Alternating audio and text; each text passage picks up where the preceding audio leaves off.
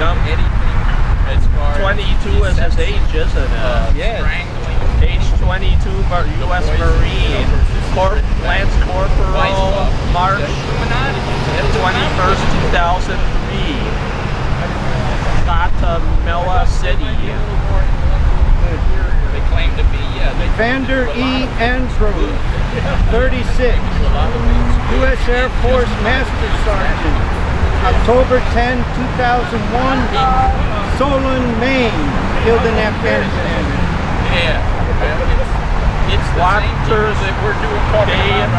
Kando Damon, age 29, U.S. Marine, Staff Sergeant, March 21st, 2003, Baltimore, Marion. Remember now, remember that the enemy is deceptive.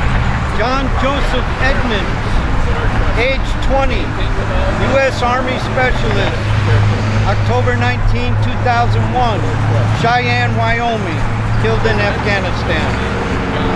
Brian Matthew, age 25, U.S. Marine Corporal, March 21st, 2003, Houston, Texas. Christopher T. Stonesiffer, age 28, U.S. Army Private First Class, October 19, 2001, Missoula, Montana, killed in Afghanistan. Ryan Anthony, age 30, U.S. Marine Captain, March 21st, 2003, Bloomington, Illinois. Bryant L. Davis, age 20, U.S. Navy Machinist Made Fireman Apprentice, November 7, 2001, Chicago, Illinois, killed in Afghanistan. Abin J. Thomas, age 36, U.S. Marine Major, March 21st, 2003, Waterville, Maine. Vincent Parker, age 38, U.S. Navy, Engineering Man, First Class, November 18, 2001, Preston, Mississippi, killed in Afghanistan. Childers Darrell Shane, age 30, U.S. Marine, Second Lieutenant, March 21st, 2003, Harrison, Cole, Mississippi. You know, I don't want to interrupt you guys reading all the names, but let me ask you something, Phil. Yeah. I got your email, and that's why I brought the cameras out. Thanks for coming down. I understand that you guys are veterans for peace, and I understand that on Memorial Day a lot of people have questions about whether or not we should have ever been in Afghanistan, Iraq, or what the heck we're doing with Libya or Syria or any other country. Is Memorial Day the day to raise those questions? Should we not? And I understand that you've singled out those killed in Iraq and Afghanistan to make a point, and the point needs to be made. But should Memorial Day actually be for remembering all those who died regardless of what war? Yes, and that's being done. We're focusing on the war on terror, which is in the name of 9/11, and as our signs say, we believe in by honoring the dead, we should get to the truth of the matter, why they were sent to die in the first place. And so 9/11 itself has enormous amount of questions as to the official story. So that's what we have here. We actually have a compilation DVD entitled Questioning the U.S. War on Terror. And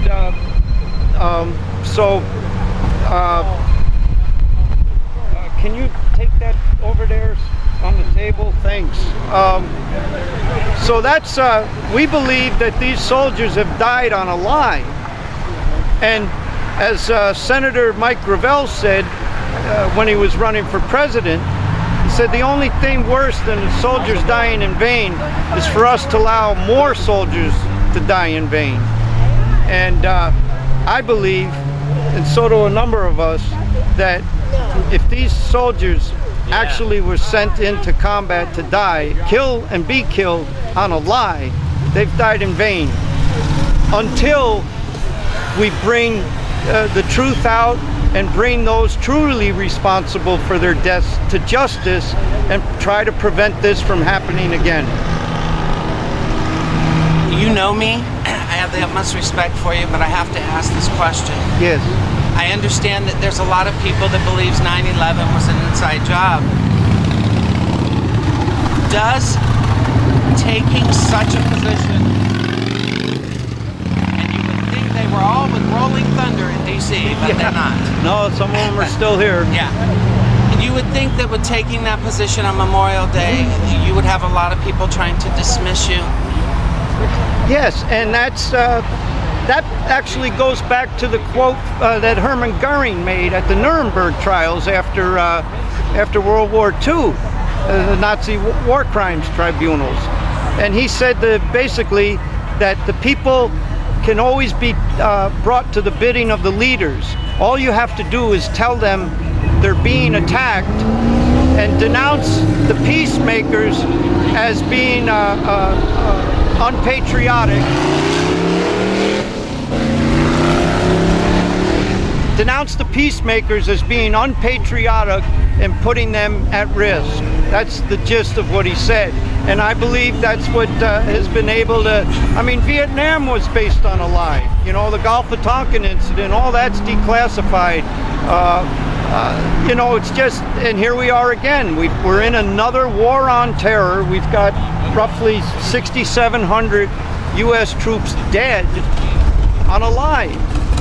And we don't have to give the actual answer as to what happened on 9/11, but we do know there's enough evidence to show that 9/11 did not happen the way the government has told us, and that's what they've used to justify the war on terror. And yes, it's a lot easier to wave the flag and say support our troops and not be someone who questions the official story. But we believe, we've looked into it enough where we know that the official story of 9/11 is not what happened, and the government has lied, and we've got 6,700 of American kids dead because of that lie, and we owe it to them to get the truth out. Your email announcement of you guys being out here today pointed out that you would have a member of the Central Florida chapter of CodePink. Yes, and she's on her way. Hi. Hi, Meredith. Thanks for coming down. That's Brett's mom, and hopefully she'll be bringing the water and juice with her. Yes. I guess the reason I brought that up is there's a lot of controversy concerning CodePink, anti-war movements, veterans groups. I'm sure you followed the incident with Adam Kokesh being arrested last week in Philadelphia. There's our CodePink lady in her pink. I'm sure you followed all of the articles coming out of the right and the left referring to Adam Kokesh as being, you know, an infiltrator, an instigator, and that there's not a single veteran that publicly supports him, although I think that's been proven to be, you know, a bold-faced lie. I guess what I'm asking is to align yourself with an organization that has a history of disrespecting soldiers regardless. And CodePink has that history. Medea Benjamin has that history. You know, some people question, well, do you really support the troops? Are you really here about the troops? Or is it about something else and something more, something that's, say, more self-centered? And you know I have to ask the question. Don't get mad at me for the question. No, not at all. All right. It's a fair question. And that's where the old don't judge a book by its cover comes out. And we've gotten a bad rap because of what's done nationally, at the national level with our organization. But I think what I'd like people to do is actually go back to the mission statement of all these organizations and see, try to reconcile that with the local chapters. Our chapter, for instance, President Obama, on his third day in office, sent drone bombers into Pakistan a country George Bush hadn't even gotten to yet, and that was an act of war. And what our chapter, our Central Florida chapter did was we publicly called for impeachment of Obama for the very same crimes that CodePink and Veterans for Peace and all of them were doing publicly for Bush. Yet the leadership, even to this day, in 2011, finally, after 3 years of trying, the rank and file membership of Veterans for Peace passed a resolution calling for the impeachment of Obama for the very same war crimes we cited in the call for impeaching Bush, but the national leadership has not made it an issue. Whenever they're in front of cameras, nobody still knows about it. And that's where looking at local activists, we stick to the statement of purpose. We believe in it strongly. We're very consistent, and we like to be judged on our own actions. And would that be fair to say that's how you get AF-PAC wars? You're actually combining Afghanistan with Pakistan Yes. because of the drone attacks inside of a sovereign We country? have been making war on Pakistan at least since January 23rd, 24th of 2009, Obama's third day in office. And we continue to make war on Pakistan. And yes, so Afghanistan, let's call it what it is. Okay. You want to bring your CodePink lady over here? Yes, Kathy. Larry Sinclair of Sinclair News is doing interviews. We'd like to interview you. Yes, and it's windy and noisy, so you're going to have to speak as loud as you possibly can. Okay. How long have you been involved with CodePink? Since 2005, and I was a Vietnam protester back up in Wisconsin, and I wasn't an activist for years. I was raising my sons, but when this all started up back in 2003, I was already hanging around with Phil, and his mother actually is the one that turned me on to CodePink, and it was just right up my alley because I'm into color, music, theater, and so forth. So you definitely fit in with the color scheme. Yes, I do, and of course they've always been anti-war. Their main theme was "Stop the next war now," and I became very active with CodePink, and we had several members actually back then. 2005, at the end of 2005, 2006, 2007, and around the end of 2007 they started dwindling. The numbers started dwindling, and in 2008 the numbers were very sparse. And I'm a nurse, so I was traveling, working, and I couldn't be here as often as I'd like.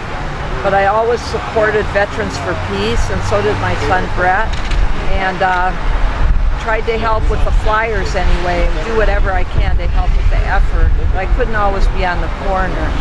And slowly but steadily, CodePink around here, these numbers really died out. But we're starting to build up a little bit again. Now, a couple of our members were going to be here today, but they're sick. They have the springtime colds, so they couldn't make it. But anyway, I'm going to ask you what I asked Phil.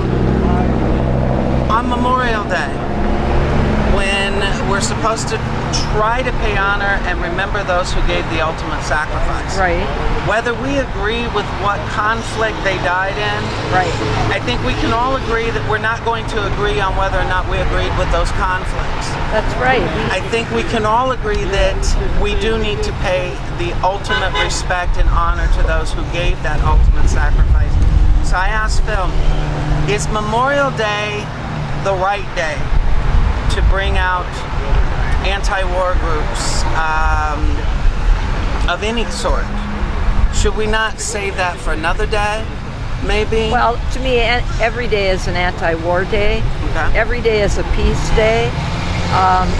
I believe in definitely paying homage to those who have gone in sacrifice for our country, for what they believed in, whether I agreed with it or not.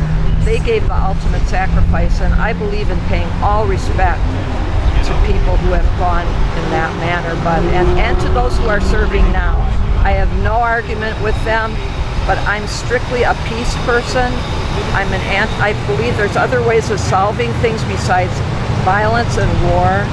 And I'm not out here, like if I would be here, usually I'd be with my signs and so forth. I'm not doing that today.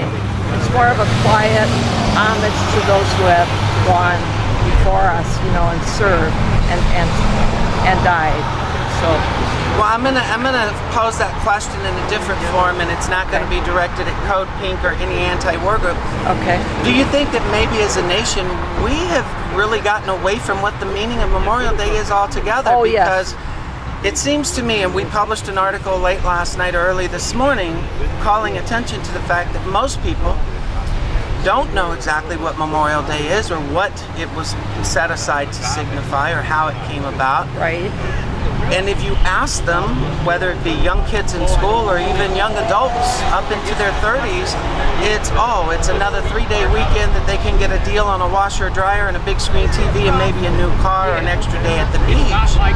And it's almost like the true purpose of Memorial Day has been pushed aside for everything else that's self-gratuitous.